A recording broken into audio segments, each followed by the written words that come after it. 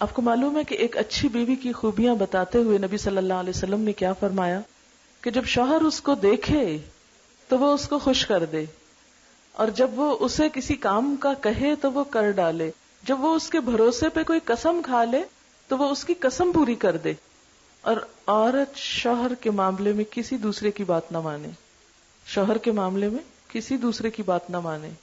ہمارے ہاں عموماً یہ چیز مس کر دی جاتی ہے۔ یہ اللہ کے رسول صلی اللہ علیہ وسلم کا حکم ہے۔ ہم بہت سی چیزوں میں شوہر کے ساتھ آرگیو کرتے ہیں کسی اور کے کہنے پر، بعض اوقات اپنے ہی پیرنٹس کے کہنے پہ۔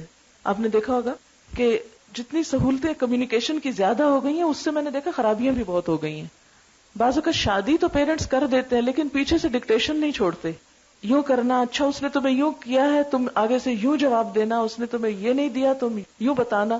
اس طرح کی بہت سی چیزیں اس زندگی کو زہریلا کر دیتی۔ آپ دیکھیں کہ دنیا ہے ہی ایک آزمائش کی جگہ نا، یہ جنت نہیں ہے، جنت کو اللہ نے وہاں رکھ دیا ہے، خوشی اور سکون کو اللہ نے جنت میں رکھا ہے، دنیا میں نہیں رکھا۔ دنیا کی زندگی کسی کی بھی آئیڈیل نہیں ہو سکتی۔ ہم عموماً کیا کرتے ہیں، اپنے سے دوسروں کو کمپیئر کرتے ہیں، دوسروں کی جو چیز اچھی ہوتی ہے اسے دیکھ کے ہم حسرت کرتے رہتے ہیں، جو ہماری اچھی چیز ہوتی ہے اس پہ ناشکر ہو جاتے ہیں۔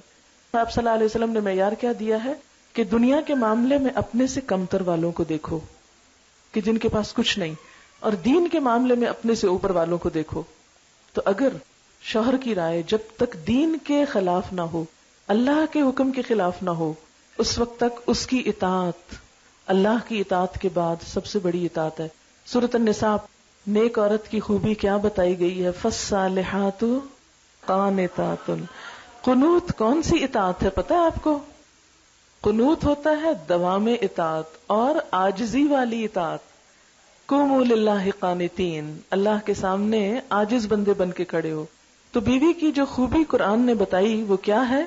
نیک عورتیں فرما بردار، اور یہ نہیں کہ صرف اچھے وقت میں فرما بردار، چاہے اپنی مرضی نہیں بھی، اپنا دل نہیں بھی چاہ رہا، اپنی خواہش نہیں بھی، کسی بھی چیز میں شوہر کی خواہش ہے، مثلا شوہر باہر جانا چاہتا ہے، وہ ہم سے چاہتا ہے کہ ہم بھی ساتھ چلیں، ہم کہ نہیں میرا تو موڈ نہیں، میں تو سو رہی ہوں، آپ جائیں جہاں جاتے ہیں۔